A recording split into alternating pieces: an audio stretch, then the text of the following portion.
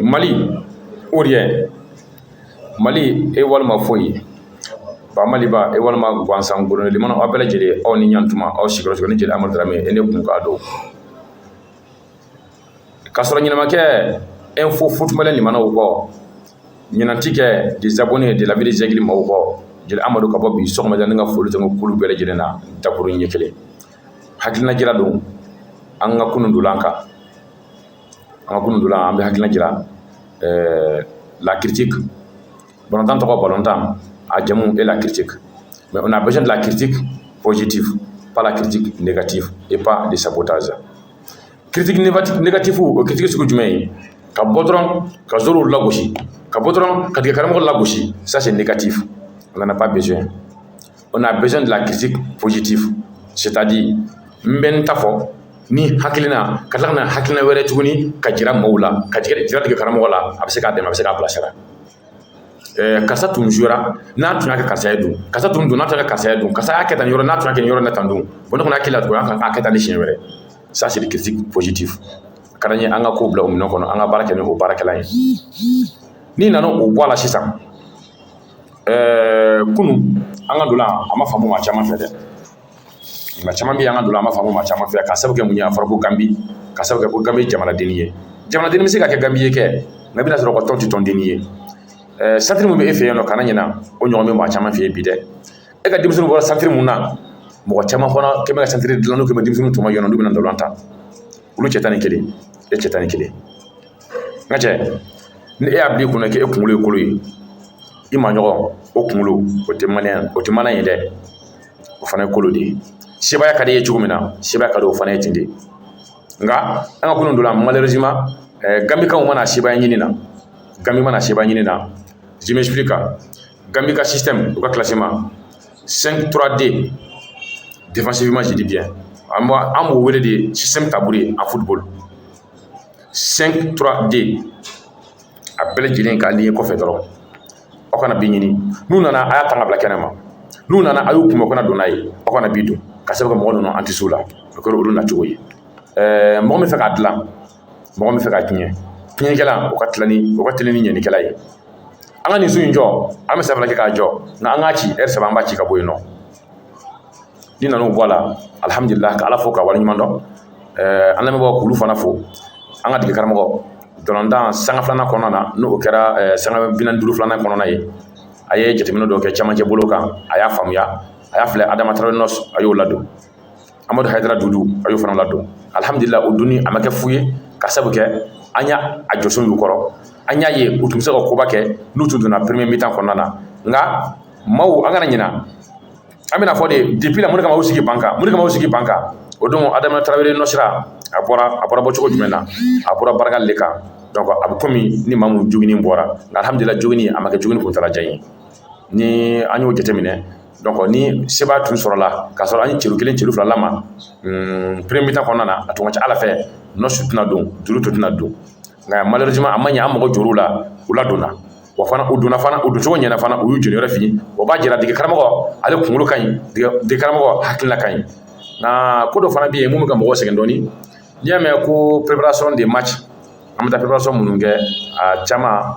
match amicaux o de y'a nafa ye match amicaux i b'i ka cɛdenw jɔsɔn don o de la match amicaux nin bɛ se nin na nin se nin na i b'a don o kɔnɔ de la dɔ bɛ se k'a bɔ ten sisan k'a fɔ non est-ce que a t'u dɔn wa a ka joueurs cɛ yan an kana ɲina an ka denmisɛnnin ninnu bɛɛ lajɛlen bɛ jouer farajɛla de o n'an ka dege karamɔgɔ u tɛ ɲɔgɔn kan joueur il peut monter le niveau à tout moment et il peut abaisser le niveau aussi à tout moment donc match amical o de b'i permettre ka joueur k'a dɔn il a monté le niveau ou bien il n'a pas monté le niveau o de bɛ se k'i permettre mais malheureusement nous on n'a pas pu faire le match amical étant en Saoudia c'est-à-dire denmisɛnninw nana u ye mun kɛ a bɛ tile 20 na kunkan fɛn bɔ u ma ndolantan u ma match amical kɛ u b'u ka entraînement gansan de kɛ u bɛ taga hôtel la entraînement gansan u bɛ taga hôtel la donc an ni Tinisikan dolan an b'u bila match amical minɛn kɔnɔ an ni Ganbikan dolan an b'u bila match amical minɛn kɔnɔ an k'a bila an kunna dolan a bɛ daminɛ contre Algérie Douala ka bɛn le 20 janvier ma ni ala ka jɛ ye inchallah donc an ka kow bila o minɛn kɔnɔ an ka faamu n'o faamuna ye n'a y'a jateminɛ sisan Côte d'Ivoire filɛ nin ye kunun u ka ndolan banna 2-2 la Algérie olu ye ndolan 36 de kɛ wali ndolan 37 u y'o de kɛ u ma gosi maa si fɛ nka kunun Guinée équatoriale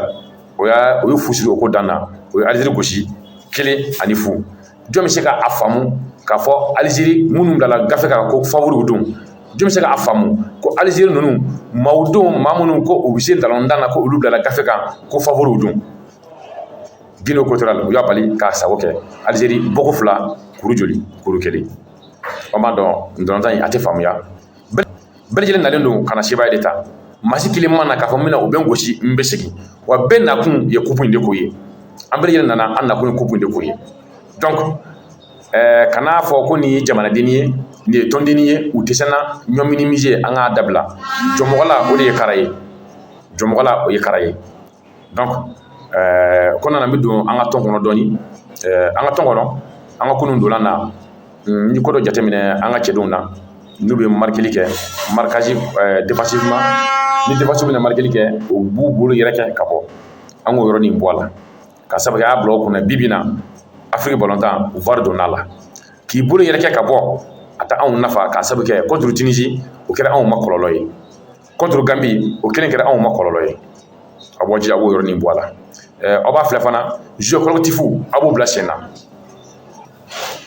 an ka cɛdenw aw b'a filɛ jeu collectif a b'o fana bila sen na k'a ta n kelen n b'a ta ka taa n'a ye ayi ne ye kelen bɛ se an bɛ maa kɛ maa tan ni kelen ye faso bɛ taa ɲɛ cogo min n'o ka d'an ye o ni e kelen bɛ se ça fait moins de dépense an tɛ jama caya o e kelen bɛ na dɔrɔn i b'a ɲɛnabɔ i bɛ segin n'i yɛrɛ ye n'i y'aw kɛra maa tan ni kelen ye o kun a bɛ mun de ko fɔ a diya n k'a d'i ma a b'o ko fɔ o ye 2 ye sabanan ye mun ye sisan an ka cɛdenw a y'a filɛ aw ka kuma Amadu Tarawele ka bɔ ni k'i fo k'i bonya k'i karama ni ka bonyamasegin ta ka i sɛgɛrɛ kunun an ye kapitɛniya i n'a ka kan kapitɛniya a nkalon ma da i la ɲɛmaaya vraiment a dir'i ma i jɔyɔrɔ don nka Amadu Tarawele i b'a filɛ i b'i to ka kuma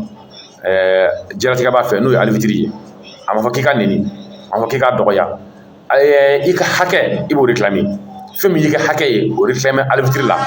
k'a sabu kɛ mun ye VAR a bɛ yen bɛɛ de kama ni ko dɔ kɛra n'i m'a faamuya taa nɔfɛ taa VAR filɛ n'i ma taa VAR filɛ anw tɛ bɔlɔn tan taa VAR filɛ arbitre bɛ siran ninnu ka dɔrɔn mana tiɲɛ anw tɔgɔ la wa ni Amadu Tarawele fana girinna ka taa yɔrɔ min na zoro tɔw a ye girin a nɔfɛ a ma fɔ maa si kelen ye aw ka diɲɛlatigɛ b'a dɔgɔya dɛ an ka nafa t'o la dɛ diɲɛlatigɛ b'a k'a nini an ka nafa t'o la dɛ an bɛ taa kuma ɲɔgɔn ye ka taa an ka hakɛ kɔfɔ Amadu i b'o fana fara i ka taabolo kan i ka cɛsiri kɔfɛ o fara i ka taabolo kan o ka d'an ye kosɛbɛ halisa jateminɛw kɔnɔna na an ka kunun dolan kɔnɔ an ka couloir vraiment an m'u ye komi an b'u dɔn cogo min na an m'u ye komi u b'a kɛ cogo min na kɔrɔlen mais ne vous inquiétez pas ça va aller ni Ala ka jɛ inshallah dɔɔni o de bɛ kɔfa sa dogolen o de bɛ kɔkɔ n bɛ mun fɔ ɲɛna kuputala o tɛ gosi dɔw bɛ ka jɔrɔ kunu an ma se ka Gambie gosi Gambie jamanadenni ayi ne jɛna Amadu nakun tɛ Gambie ko ye dɛ ne nakun n nana ka kuku min de ta ne nana kuku in ta yɔrɔ de ni ka segin n'a ye ni Ala ka jɛ inshallah o tuma n bɛ mun fɔ ɲɛna an ka jɛ an ka to an ka balɔntɔnnaw kɔ an ka to an ka jilatigɛ an ka to an ka dege karamɔgɔw kɔ supporters jɛgɛ fanga o de ye ji ye ni anw tɛ dɔrɔtɔrɔ ninnu u tɛ se ka foyi kɛ aw y'a ye kunun u ye 2 ni 2 mun kɛ vraiment a ma bɛn u yɛrɛ ma dɔrɔtɔrɔ ye fɛn 3 de ye sebaaya kɔli 2 ni 2 kunun Ala sɔnna an ma sebaaya sɔrɔ wa an ma kɔli fana nka an ye kuru 4 kɔni sɔrɔ kunun Gambie fana kuru 4 b'olu fana bolo ayiwa Gambie ka ndolan nata u ni jɔn de b'a la u ni Tunisie tɛ wa ni ma fili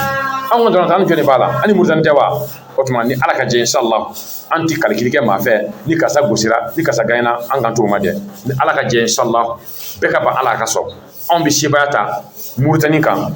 alamisadon le 20 janvier aw ka jija an bɛɛ lajɛlen ka bɔ an ka kɛ kulu ye ni ka taa an ka samarasaw ka jukɔrɔma tintin le 20 janvier kelen u bɛ bɛn an ka armée nationale ka fête de ma c'est la fête armée nationale malienne donc an ka jija an ka fête an ka kɛ 2 ye ɲɛnajɛ an ka kɛ 2 ye inshallah a y'a faamuya an k'a bila o minɛn kɔnɔ halisa samatasɛgɛw an bɛ dɔn na an ma bɔ dɔn na tulon yɛrɛ je peux dire on est qualifié déjà an ni qualification ka surun ni bɔli ye donc n bɛ se k'a fɔ an qualifié ka ban donc ni Ala ka jɛ inshallah an ka jiri kan ka min na an bɛ critiquew kɛ anw ma diyagoya don an ka droit don ka sabu kɛ an b'an ka baaraw bila ka bɔ dugu ni dugu ka bɔ jamana ni jamana ni ko kɛra n'a ma bɛn an b'a fɔ nka an ka fɔ ni hakili ye an ka fɔ ni bonya ye an ka fɔ ni karama ye ka bɔ ka maliyɛn bɛɛ lajɛlen fo ka maliyɛn bɛɛ lajɛlen waleɲuman dɔn an k'an sigi an ka le 20 janvier kɔnɔ an ka seba